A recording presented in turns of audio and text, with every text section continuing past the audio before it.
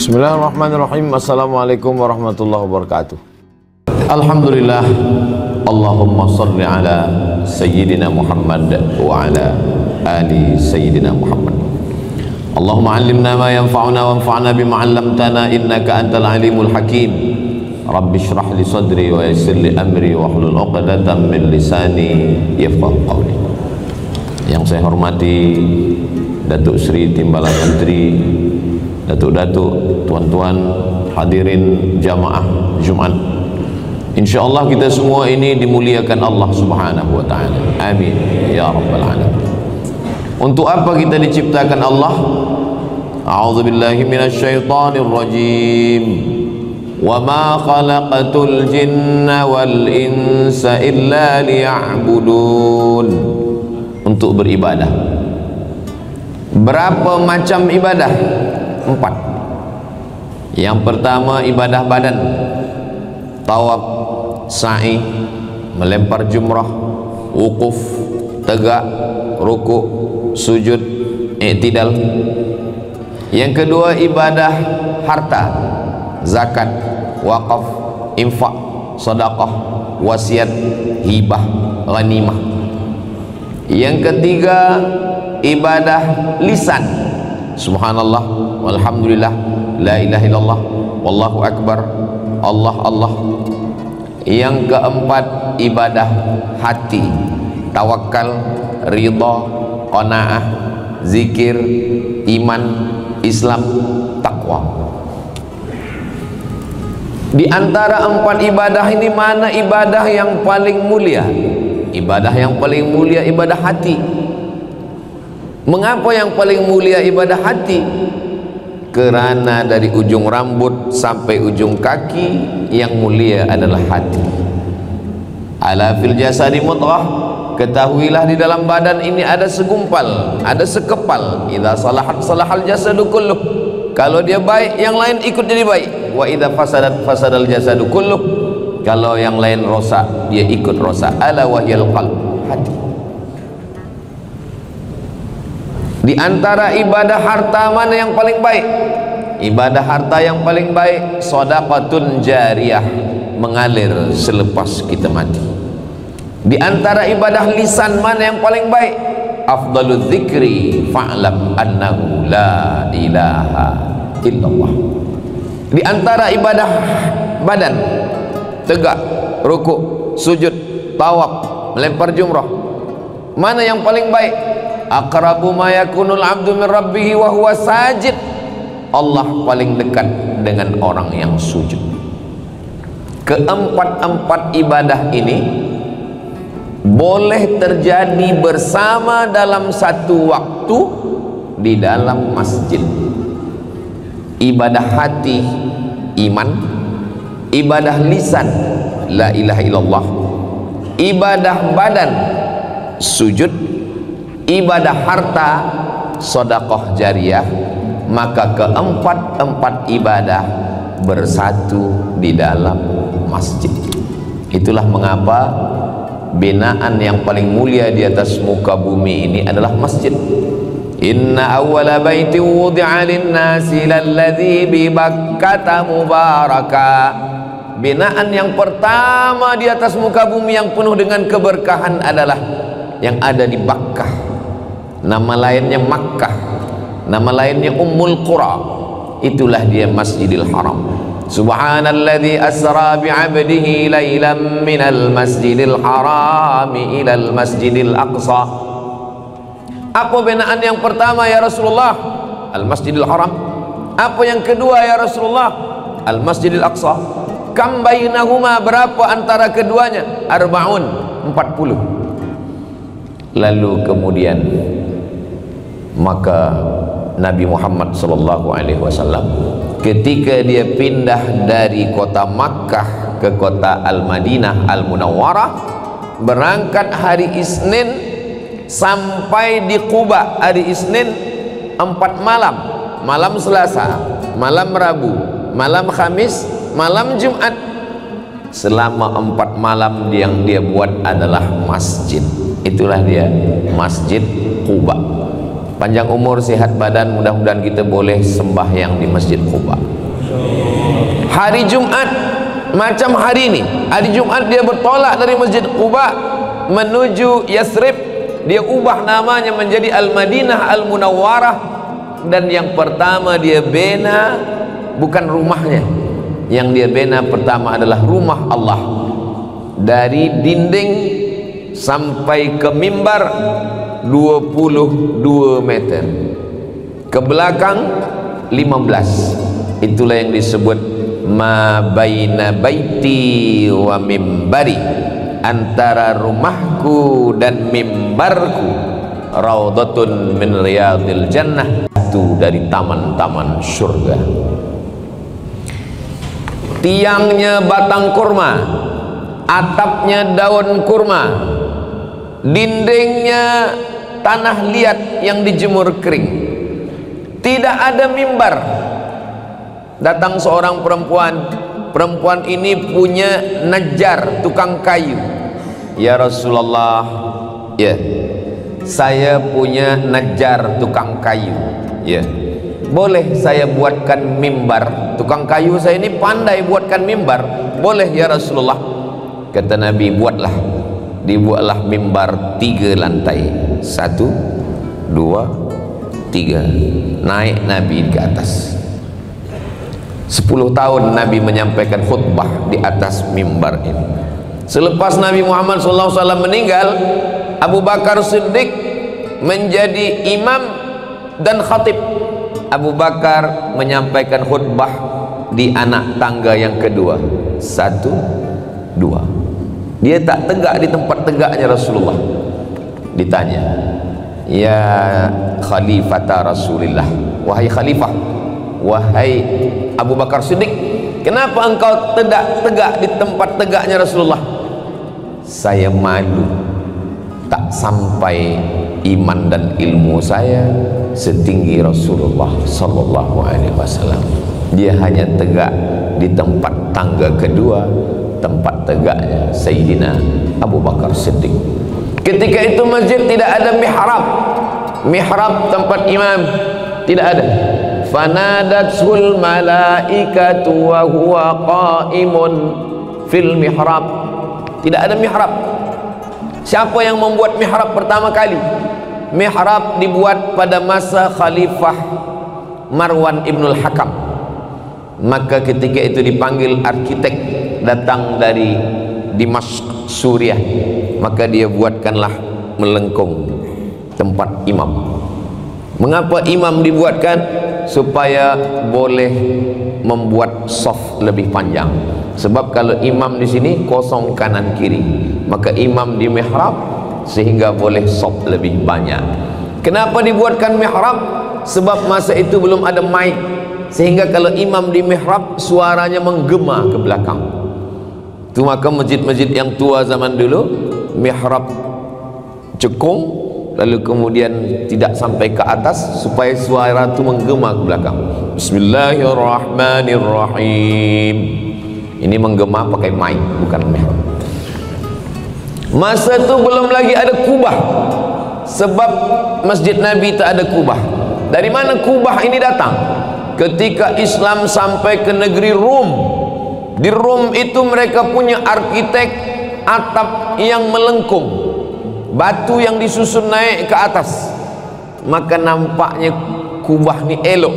Kenapa elok guna kubah? Karena kalau ada kubah tak ada tiang di tengah, maka kalau tak ada tiang di tengah, saf tak putus. Saya pun kalau menyampaikan tazkirah, khutbah, saya suka kalau tak ada tiang di tengah.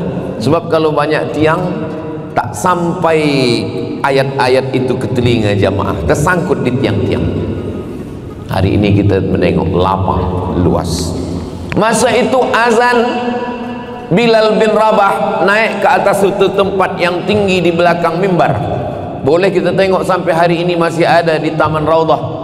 Maka belum lagi ada menara yang tinggi. Bila menara ini datang?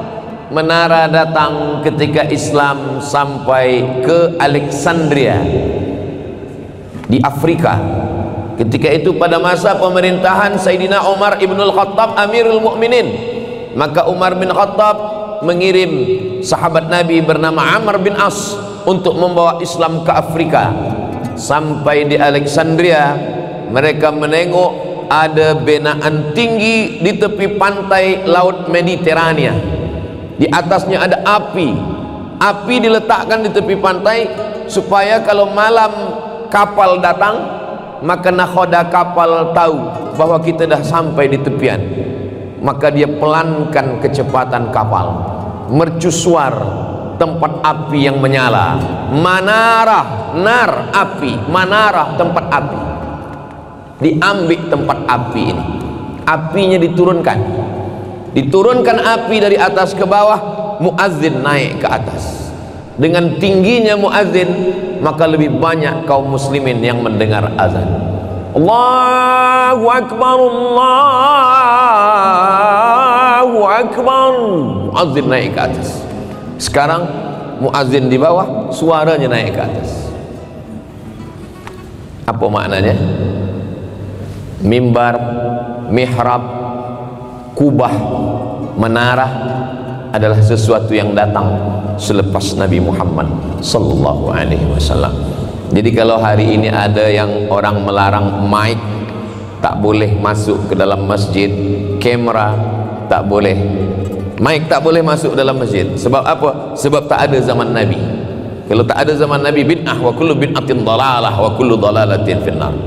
Kamera tak boleh masuk dalam masjid sebab kamera tak ada dalam zaman Nabi. Maka kubah pun tak ada zaman Nabi, menara pun tak ada zaman Nabi, mihrab pun tak ada zaman Nabi. Yang tidak boleh itu adalah kalau sembahyang Jumat kita tambah 4 rakaat selama dia mengikut sunnah Rasulullah sallallahu alaihi wasallam. Adapun alat-alat ini, maka ini dibolehkan. Kubah, alat untuk menutup kita dari panas matahari. Mihrab, alat supaya imam boleh maju ke hadapan. Menara, alat supaya naik suara ke atas. Maka Islam tidak pernah mengharamkan alat. Begitu juga dengan alat menghitung zikir. Saya hanya mampu menghitung zikir 20. 1, 2, 3, 4, 5, 6, 7, 8, 9, 10, 11, 12, 13, 14, 15, 16, 17, 18, 19, 20. Tapi bila kita ada alat yang dipakai untuk mengira, menghitung zikir, maka tasbih kita gunakan dia, subhanallah, alhamdulillah, la ilaha illallah, wallahu akbar, maka boleh. Bagaimana sahabat Nabi bernama Abu Hurairah membuat gulungan tali 1000 gulung. Selepas itu dia simpul tali. Sebelum tidur malam simpul tali itu dia buat untuk menghitung subhanallah, subhanallah, subhanallah. Tidak pernah dibuat oleh Nabi Muhammad sallallahu alaihi wasallam.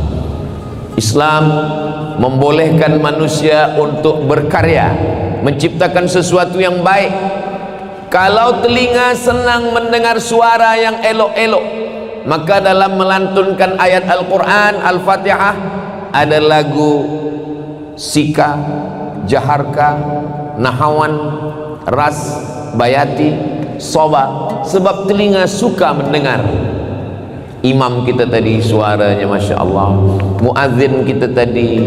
Kalau telinga suka mendengar yang elok-elok, maka mata pun juga suka memandang yang cantik-cantik. Menengok kaligrafi yang ada di atas, Masya Allah. Waj'alna min baini aydihim saddan wa min khalfihim saddan fa aghshaynahum fahum la yubsirun. Surah Yasin. Menengok kaligrafi yang ada di atas cantik, Masya Allah. Hunalika da'a Zakaria rabbah. Di sana ada Zakaria meminta kepada Allah sebab dia lama tak ada anak.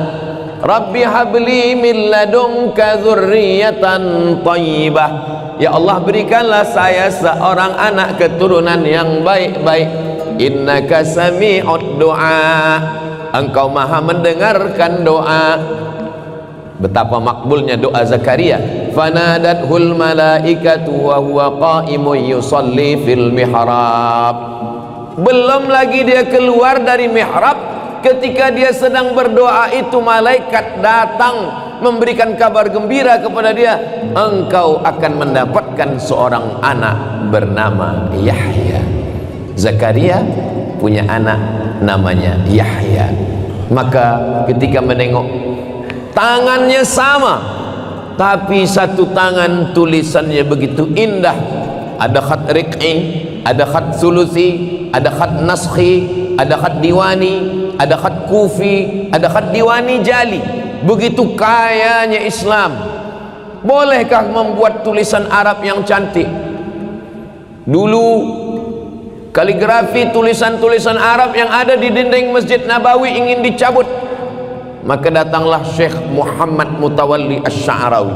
Kata Syekh Muhammad Mutawalli Asy-Sya'rawi, ketika kamu menengok tulisan yang cantik, yang indah ni, apa yang ada di pikiran engkau? Masya Allah, tabarakallah, cantiknya ciptaan Allah, tak ada teringat kepada yang lain. Bunga-bunga selama bukan makhluk yang bernyawa. Innal malaikata, malaikat, la tadkhulul buyut, tidak masuk ke dalam rumah, fiha tamasil, kalau di dalam rumah itu ada patung makhluk yang bernyawa. Kalb, kalau di rumah itu ada, mohon maaf, anjing.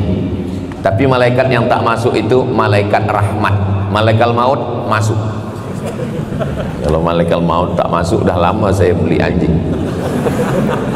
Begitulah masjid sampai hari ini, di mana umat Islam memijakkan kakinya, maka yang pertama dia bina adalah masjid, dan sampai hari kiamat dia mendapatkan pahalanya.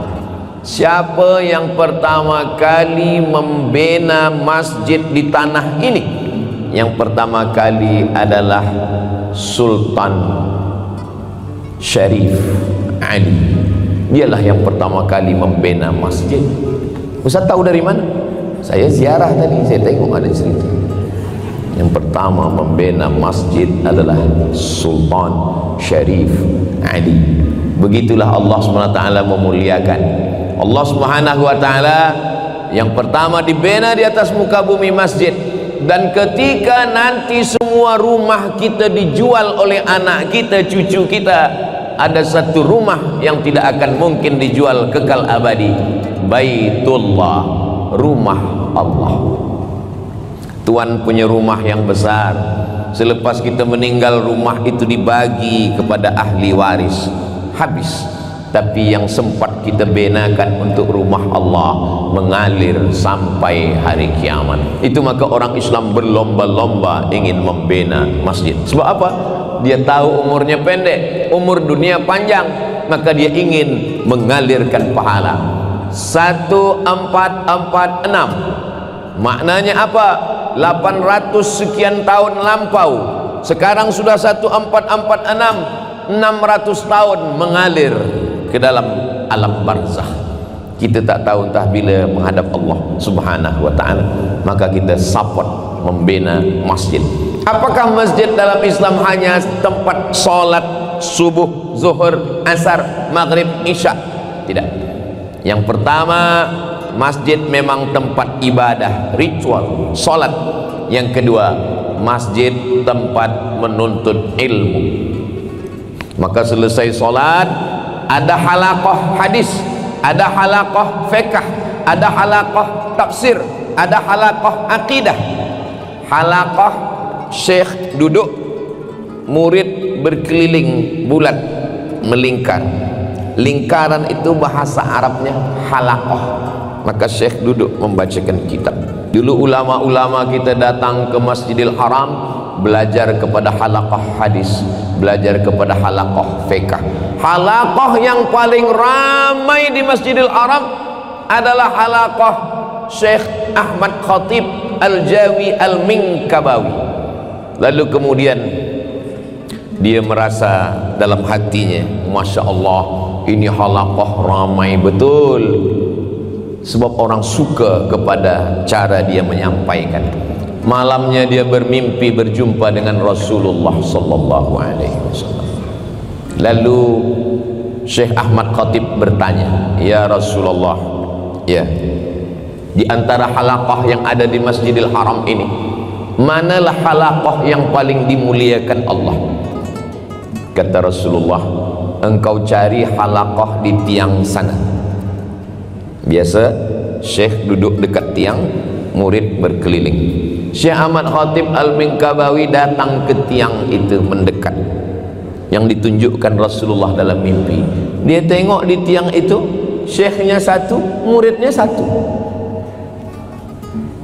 Kenapa bukan majelis halaqah saya yang ramai yang dikatakan Rasulullah mulia?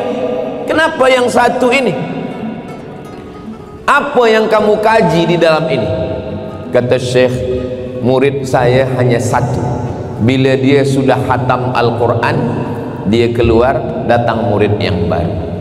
Itulah rupanya makna hadis Nabi Muhammad sallallahu alaihi wasallam. Khairukum, orang yang paling baik di antara kamu, man ta'allamal Qur'an, orang yang belajar Al-Quran, wa 'allamahu, dan yang mengajarkan Al-Quran. Saya semasa mendengar riwayat ini tersentuh, tersinggung hati saya. Mungkin ini teguran dari Allah. Wahai Abdul Somad, jangan engkau merasa majelis engkau lebih mulia kerana lebih ramai. Boleh jadi ada ulama yang hanya mengajar di surau yang kecil, nanti di akhirat dia jauh lebih mulia daripada engkau. Kenapa? Karena pahala engkau sudah habis, tak ada lagi, disebabkan riya.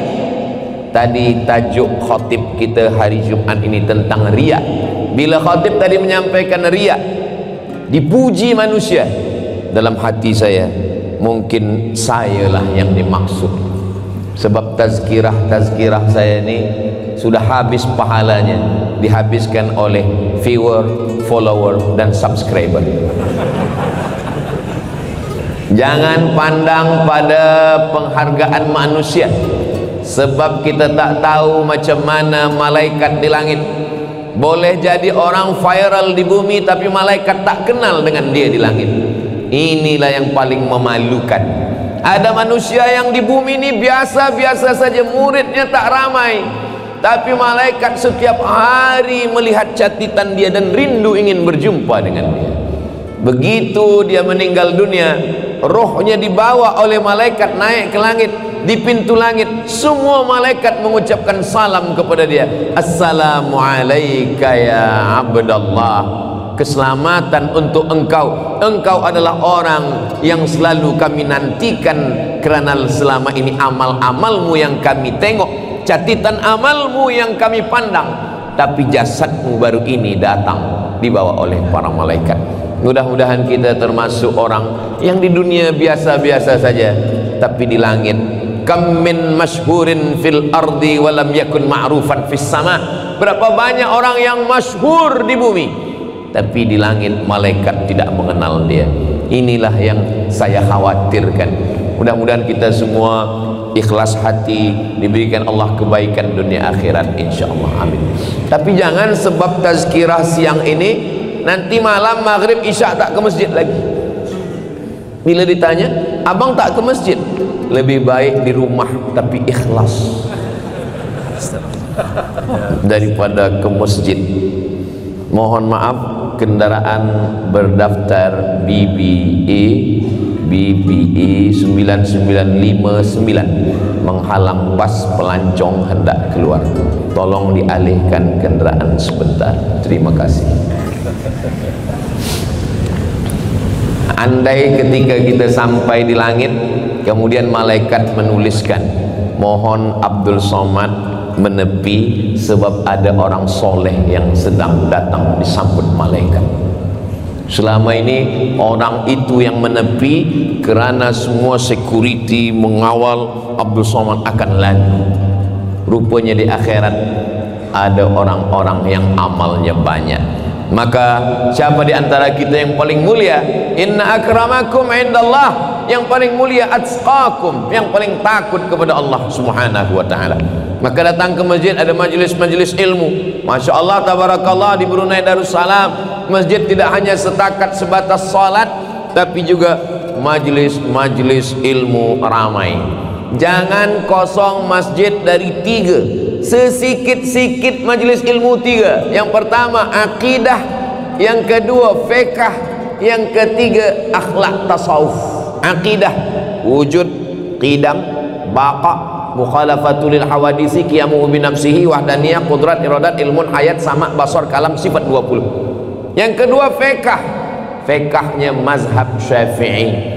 Yang ketiga tasawuf, mengkaji masalah penyakit hati, hasad, dengki, dendam kesumat, busuk hati, takbur, sum'ah, riya. Setelah hati ini bersih, diisi dengan ridha, tawakal, qanaah, zikir, barulah kemudian hati yang bersih ini dipancarkan Allah cahaya. Setelah Imam Abu Hamid Al-Ghazali membersihkan hatinya, dia sampai kepada ma'rifah. Datanglah orang bertanya kepada Imam Al-Ghazali, wahai Imam Al-Ghazali, ya, apa itu ma'rifah? Kata Imam Al-Ghazali, nurun yaqdhifullahu fi qalbi abdi, cahaya yang dipancarkan ke hati seorang hamba. Tapi jangan baru 2-3 kali belajar tasawuf sudah mengaku dapat cahaya. Ustaz Abdul Somad, malam tadi agak-agak pukul 2 saya tengok istri saya bercahaya. Cahaya apa tu Ustaz? Dia sedang buka handphone awak. Kita mengaji ini bukan nak menunjukkan kita yang paling alim, bukan nak mengatakan kita yang paling faqih, tapi menyedarkan, menyibukkan diri kita bahwa kita bukan apa-apa dan bukan siapa-siapa. Tuba, berbahagialah liman syaghalahu aibuhu an uyubin nas. Berbahagia orang yang sibuk dengan aibnya, dengan cacatnya, dengan kekurangannya, sehingga dia tak sempat lagi mengkaji, membahas, mencakapkan aib orang lain. Mudah-mudahan kita termasuk yang sibuk dengan aib kekurangan kita, insyaallah. Lalu kemudian dari halaqah-halaqah ini berubah masjid, masjid jami', tambah ta di ujung, ta marbutah, dari jami' menjadi jami'ah. Masjid jami', jami'ah university. Jami' Al-Azhar berubah menjadi Jami'atul Azhar. Dulu Masjid Al-Azhar tempat orang sembahyang, ada halaqah, berubah menjadi University Al-Azhar. Ada yang lebih tua lagi daripada Al-Azhar di Tunisia, namanya Jami' Zaitunah. Jami' Masjid Zaitunah berubah menjadi Jami'ah Az-Zaitunah, University Zaitunah. Ada yang lebih tua lagi daripada Zaitunah di Maghribi, Masjid Qarawiyin. Masjid Qarawiyin, Jami' Qarawiyin berubah menjadi Jami'atul Qarawiyin, University Qarawiyin. Tiga-tiganya masih ada lagi zaman sekarang. Kenapa orang yang belajar di Jami' berkah? Karena bukan setakat ilmu, tapi ada amal. Bukan setakat menghafaz, tapi ada adab.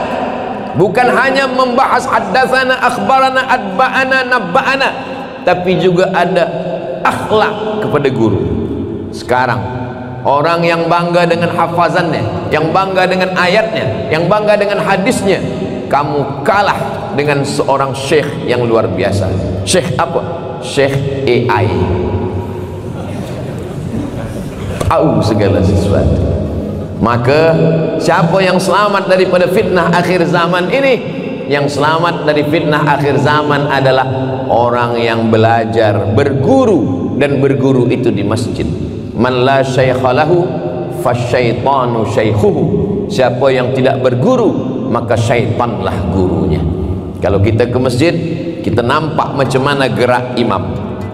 Allahu Akbar. Dalam hadis dikatakan Nabi mengangkat tangan yuhadzi udhunai, sampai ke telinganya. Allahu Akbar. Tapi ada juga hadis yang menyebutkan yuhadzi mangkibai, sampai ke bahunya. Allahu Akbar. Kalau kita tanya pada AI, ya ayyuhal AI, sembayang ini angkat tangan kemana? Dia bagi dua-dua. Satu hadis ke telinga, satu hadis ke bahu. Bila kita tanya, mana yang saya amalkan? Dia jawab, saya pun tak sembahyang. Tapi kita bertanya kepada guru mazhab Syafi'i mengatakan dua-dua hadis ni sahih. Hadis yang mengatakan ke bahu sahih, hadis yang mengatakan ke telinga pun sahih. Tapi mazhab Syafi'i pakai hadis yang ke telinga. Kenapa? Karena kalau ke bahu telinga tak dapat, tapi kalau ke telinga bahu dapat. Itulah yang AI tak faham. Ada Al-Masih yang original, ada Al-Masih yang palsu. Palsu ni bahasa Arabnya Dajjal. Ada Abdul Somad yang original nih, tapi nanti jumpa Abdul Somad mukanya macam Abdul Somad, cakapnya bukan Abdul Somad, tapi dia bukan Abdul Somad. Itu namanya Abdul Somad Ad-Dajjal. AI. 3 orang jamaah datang ke rumah saya. Saya tanya, tuan nak apa? Dia berbisik, nak mencari ubat kuat. Kata saya tak pernah cakap pasal ubat kuat dalam tazkirah. Dia bukakan handphone, ini ustaz saya tengok ada jual. Mana cuba tengok. Rupanya AI dah ubah cakap saya. Fitnah akhir zaman. Murid-murid saya yang mengaji dengan saya boleh membezakan mana Abdul Somad yang original, mana yang Abdul Somad Ad-Dajjal. Maka sebelum salam kita minta, Allahumma inni a'udzubika min azabi jahannam wa min azabil qabri wa min fitnatil mahya wal mamat wa min syarri fitnatil masihid dajjal. Kemana kita belajar? Berguru. Belajar di masjid. Download Quran digital, masukkan ke handphone, buka, baca sendiri. Alamah. Tapi kalau berguru, alif lam mim. Alif lam mim dengan alif lam mim yang di awal dengan alif lam mim yang ada di juzuk 30 sama tulisannya. Kenapa yang di pangkal Al-Baqarah dibaca alif lam mim? Kenapa yang di juzuk 30 dibaca alam nasrah? Kerana guru kita membaca begitu kepada gurunya, kepada gurunya, kepada gurunya. Saya mengaji kepada guru saya, Ustaz Armawi Abdurrahman. Ustaz Armawi Abdurrahman mengaji kepada gurunya Syekh Azra'i Abdul Ra'ub. Syekh Azra'i Abdul Ra'ub mengaji kepada gurunya di Makkah, Syekh Hijazi. Syekh Hijazi mengaji kepada gurunya sampailah kepada sahabat Nabi Ubay bin Ka'ab, sampai kepada Sayyidina wa Maulana Muhammad sallallahu alaihi wasallam. Itu kita dapatkan di masjid. Ustaz baca Sahih Bukhari dengan siapa? Saya baca Sahih Bukhari kepada Syekh Abdul Mun'im bin Abdul Aziz bin Siddiq Al-Ghumari. Ustaz baca Sunan Tirmizi kepada siapa? Saya bacakan Sunan Tirmizi kepada Syekh Usamah Al-Mansi. Syekh Usamah Al-Mansi membaca Sunan Tirmizi ke siapa? Dia bacakan kepada Sayyid Muhammad Alawi. Sayyid Muhammad Alawi membaca kepada siapa? Dia bacakan kepada Sayyid Alawi bin Abbas Al-Hasani, sampailah kepada Imam Abu Isa Ibni Saurah At-Tirmidzi. Sekarang bila kita tanya, di mana kamu dapat hadis ini? Haddatsani YouTube. Bolehkah kita belajar di YouTube? Boleh. Boleh belajar di YouTube. Tapi yakinkan orang yang kita belajar itu memang dia ada di alam dunia ini. Memang dia betul-betul ada. Adakah orang yang di YouTube ada tapi dia tak ada di dunia? Ada. Di YouTube tu dia ada, tiap hari saya jumpa dia. Tapi saya ke KL beberapa kali, tak pernah dia ada. Upin Ipin. Dia tak ada di alam nyata. Tak ada. Maka yang pertama kalau kita belajar ke YouTube, memang dia manusia ada. Yang kedua, dia ahlus sunnah wal jamaah. Sebab di sana ada Syiah, ada Wahabi, ada Murji'ah, ada Qadariyah, ada Mu'tazilah, ada Jahmiyah, ada liberal, ada etis, ada agnostik, macam-macam. Maka kita mesti belajar apa itu Ahlus Sunnah wal Jamaah. Dalam bidang akidah Imam Abul Hasan Al-Asy'ari, dalam bidang fiqh bermazhab Muhammad bin Idris Asy-Syafi'i, dalam bidang tasawuf Imam Junaid Al-Baghdadi dan Imam Abu Hamid Al-Ghazali, Ihya Ulumuddin. Alhamdulillah, Brunei Darussalam, siapapun yang akan datang menyampaikan tazkirah, maka dia mesti mendapatkan tauliyah. Kalau tidak ada tauliyah, akidahnya tidak Asy'ari, fiqahnya tidak Syafi'i, tasawufnya tidak Sunni, maka dia tidak boleh menyampaikan apapun. Sebab apa? Sebab menjaga rakyat adalah kewajiban daripada ra'id din wad daulah. Apa kata Imam Al-Mawardi dalam Al-Ahkam As-Sultaniyah? Ulil amri menjaga din agama, wad daulah menjaga negara. Belajar ke masjid. Yang selama ini belum belajar ke masjid, alhamdulillah belajar ke masjid. Yang kedua, di masjid tidak hanya belajar, tapi juga di masjid orang mendapatkan rahmat Allah. Maka sebelum masuk ke masjid, doanya Allahumma ftahli abwaaba rahmatik, bukakan saya pintu rahmat Engkau. Kenapa? Sebab dalam masjid malaikat mendoakan dua, Allahumma ighfir lahu, Allahumma arhamhu, Allahumma ighfir lahu, Allahumma arhamhu. Ya Allah, rahmati dia, ampunkan dosanya. Dari mula saya Abdul Somad tadi masuk ke masjid hinggalah keluar nanti, malaikat sentiasa mendoakan dua, Allahumma ighfir lahu, ampunkan dosa Abdul Somad, warhamhu, rahmati Abdul Somad. Selama wuduknya tak batal dan dia tidak keluar masjid. Tapi kalau ada hajat, ada sesuatu, maka dia boleh. Sebab ini bukan wajib, ini sunnah Rasulullah sallallahu alaihi wasallam. Majtama'a qaumun fi baitin min buyutillah, orang yang berkumpul di rumah Allah, yatsluna kitab Allah, yang dibaca ayat-ayat Allah. Kita dari awal tadi yang kita baca ayat Allah, hadis Rasulullah, fatwa ulama, mazhab. Kalau kita lakukan tiga, duduk di rumah Allah, berkumpul di rumah Allah, membaca ayat-ayat Allah, mengkaji isinya, Allah balas 4. Nazalat alaihimus sakinah, turun ketenangan. Ghasyiyat bihimur rahmah, mereka diliputi rahmat Allah. Haffat bihimul malaikah, mereka dikelilingi malaikat. Wa dzakarahumullahu fiman indah, mereka dibanggakan Allah kepada para malaikat. Hai malaikat, dulu manakala aku ingin menciptakan manusia, kamu semua komplain, ataj'alu fiha may yufsidu fiha wa yasfikud dima. Nanti kalau engkau ciptakan manusia ini, mereka hanya akan berkelahi, mereka hanya akan berperang, mereka menumpahkan darah, mereka bermusuhan. Tapi hari ini mereka duduk, mereka bersujud, mereka bersimpuh, mereka berzikir, mereka mengingat aku, mereka berselawat. Mudah-mudahan kita termasuk yang dibanggakan Allah kepada para malaikat. Nazalat alaihimus sakinah, turun tenang ke dalam hati. Jadi kalau ada jamaah yang mendengarkan tazkirah tertidur, itu maknanya hatinya tenang. Saya belum pernah seumur-umur saya menyampaikan tazkirah marah kepada jamaah yang tidur. Sebab apa? Sebab kalau dia tidur itu maknanya hatinya tenang. Berapa banyak orang yang kaya raya, duit banyak, pukul 2 malam tak boleh tidur, terbuka mata. Kenapa?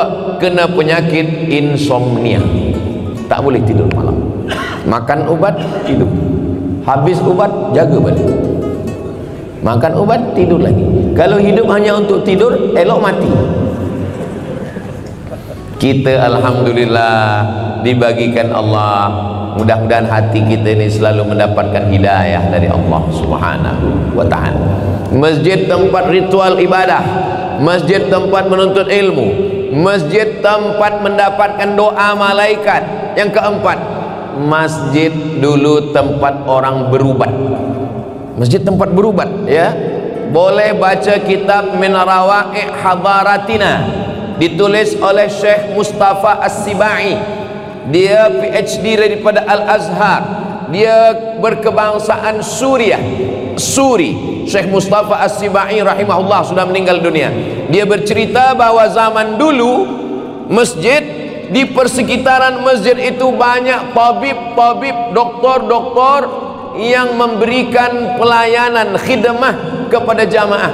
Siapa yang sakit dia ubatkan.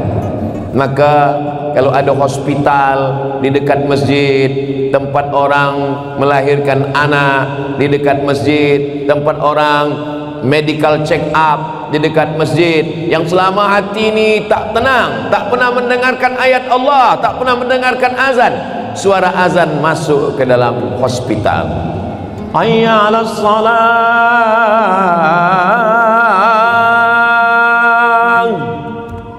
meleleh air mata dalam hospital. Istri mendampingi di samping. Kata istri, kenapa abang menangis? Aku sedih, ingin sembahyang Jumat. Sekarang saya tak boleh sembahyang. Dulu waktu sihat tak pernah ke masjid. Selepas sakit baru dibukakan Allah pintu hidayah. Jangan sampai dia mati dalam keadaan su'ul khatimah. Maka kalau kita datang menengok orang sakit di masjid, di hospital, masuk suara azan masjid ke telinganya, dia bertaubat, doakan supaya dia husnul khatimah, bagi dia semangat.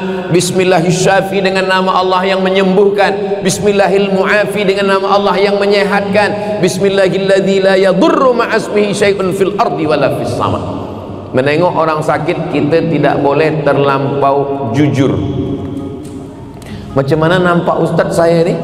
Kalau saya tengok ni nampaknya tak sampai hari Jumat selesai. Kita bagi semangat. Saya ini sakit ustaz, kata doktor umur saya tak sampai lama. Berapa hari kata doktor? Kata doktor sebulan lagi ustaz. InsyaAllah doktor itu setengah bulan. Umur bukan di tangan manusia. Innama amruhu idza arada syai'an ayyaqula lahu kun fayakun.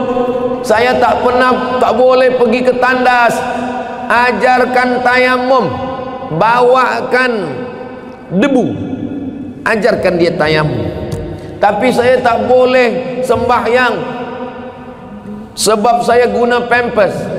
Maka selepas masuk waktu azan, bersihkan, pakai guna pampers, salat zuhur 4 rakaat, jamak takdim asar 4 rakaat, tidak qasar, tak boleh dua-dua. Sebab yang dua-dua ni mesti musafir 88-90 km.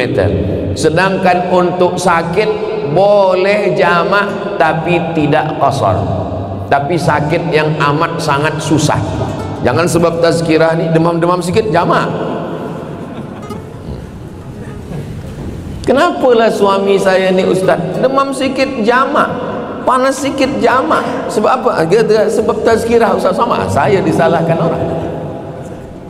Lalu kemudian nanti maghrib, tengok maghrib, oh maghrib dia masih lagi okey, masih lagi tunggu isyak, okey di isyak jamak takhir, tarik maghribnya ke isyak. Nanti dia bila nak tidur baru bersihkan, ganti pampers baru dia sembahyang jamak takhir. Tak boleh duduk telentang menghadap ke arah kiblat, miringkan badan, kepala di sini, kaki di sini menghadap ke kiblat. Tak boleh menghadap ke kiblat, telentang dengan isyarat mata. Allahu Akbar, sami Allah, Allah. Dengan mata pun tak boleh kita sembahyangkan. Tidak gugur kewajiban sembahyang walaupun di hospital. Ini sekarang kalau ada orang sakit di hospital, bawa limau, bawa apple, bawa kue. Waktu sihat tak ada bawa. Kita bawa orang waktu sihat. Kalau sakit kita bawakan debu untuk tayamum. Kita ingatkan, tanya sudah sembahyang, bawakan dia tasbih untuk berzikir supaya hatinya tenang. Sebab yang jahat ini adalah fikiran. Yang paling jahat di badan kita bukan kolesterol, yang jahat ni bukan gula, yang jahat ni bukan jantung, yang jahat bukan kambing, yang jahat yang makan kambing. Yang jahat adalah fikiran kita. Kata fikiran kita bilang kau makan nanti kau akan sakit, kau akan begini, bini kau akan tinggal diambil boyfriend dia yang dulu, maka nanti naik semuanya, darah naik, gula naik, diabetes naik. Maka yang boleh menghentikan fikiran adalah zikir. Afdalu zikri fa'lam annahu la ilaha illallah, la ilaha illallah, la ilaha illallah, la ilaha illallah, la ilaha illallah. Pikiran kita berhenti. Ustaz, berzikir itu buka mata atau tutup mata? Buka mata boleh, tutup. Saya tutup mata, la ilaha illallah. Kalau dalam tutup mata itu nampak sesuatu, buka mata. Kadang mau kalau kita berzikir malam datang sesuatu macam, buka balik untuk menghalau dia pergi, tutup mata balik. Kadang kita buka tengok kawan, lah kita pula terkejut. Semakin besar kota, semakin banyak masalah, dunia semakin susah, jalan jam, beban kerja banyak, orang stres, depresi, anxiety, bunuh diri, penyakit mental. Maka kesehatan mental kita adalah kita berusaha, kita berikhtiar, selepas itu kita balikkan kepada Allah. La haula wala quwata illa billah. Tapi la haula wala quwata illa billah itu selepas ikhtiar. Ikhtiar dulu. Ambil kuda, tambatkan ke batang kurma, masuk ke masjid, tawakal kepada Allah. Sekarang banyak juga umat Islam ini tak ada buat apa-apa. Bila ditanya, awak tak pergi kerja? La haula wala quwwata.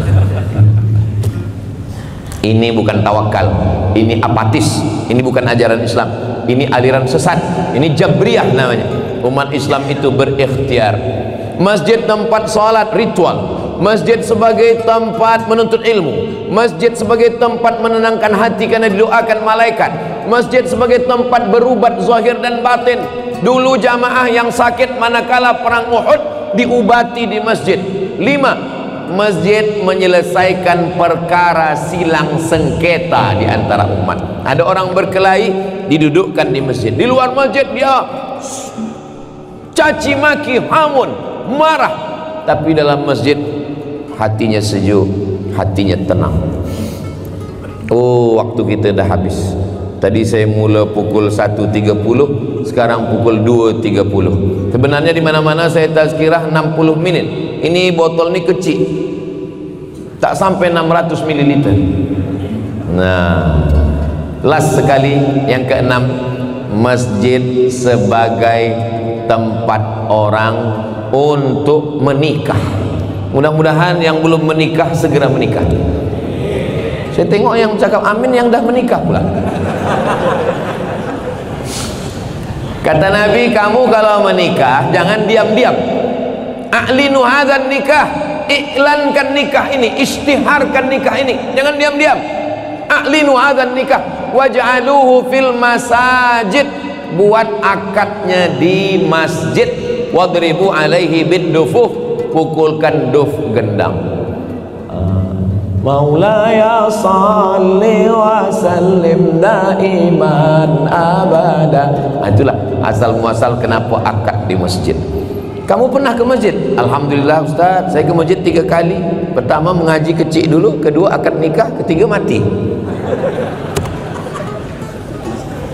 Yang dapat naungan nanti di padang mahsyar, tak ada atap, tak ada pokok kayu, tak ada building, tak ada, semua tak ada. Siapa yang dapat naungan di padang mahsyar? Rajulun qalbuhu mu'allaqun fil masajid, orang yang hatinya tergantung di masjid. Badan boleh di office, badan boleh di mall, badan boleh di jalan, tapi hati di masjid. Apa makna hati di masjid? Kalau sudah terdengar suara azan, Allahu Akbar, Allahu Akbar, terus masuk masjid. Itu makna hati di masjid. Ini sekarang banyak juga pemuda belia kalau ditanya, awak tak ke masjid? Yang penting hati ke masjid. Bukan itu maksud hati di masjid. Maknanya badannya ikut ke masjid selepas hatinya duluan datang ke masjid. Orang kalau hatinya di masjid, dimanapun badannya dia akan datang. Tapi kalau hatinya di luar, walaupun badannya di dalam, dia nak cepat keluar. Itulah yang boleh saya sampaikan. Terima kasih atas segala perhatian. Mohon maaf atas segala kekhilafan.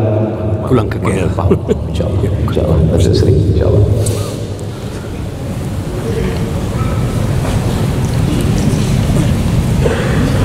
Airport. Saya pun petang nanti ke airport, ke Sabah insyaallah. Tapi kita tidak pernah berpisah karena kita selalu bersama dalam doa. Jadi orang beriman tak pernah jauh. Saya Ustaz Somad tengok selalu datang ke Brunei 6 bulan. Tapi sebenarnya tiap malam kita jumpa Ustaz. Di mana? Di YouTube. Jangan lupa subscribe, like, share and comment. Saya hari ini senang menengok pemuda-pemuda belia-belia. Oh, Ustaz senang sebab kami yang muda-muda ni, kami yang tua macam mana? Saya tak menengok ada orang tua di sini. Ini bukan orang tua, ini adalah anak muda yang masuk ke badan orang tua. Kalau dia ke masjid, maka dia muda. Tapi kalau dia di rumah, dia adalah tua.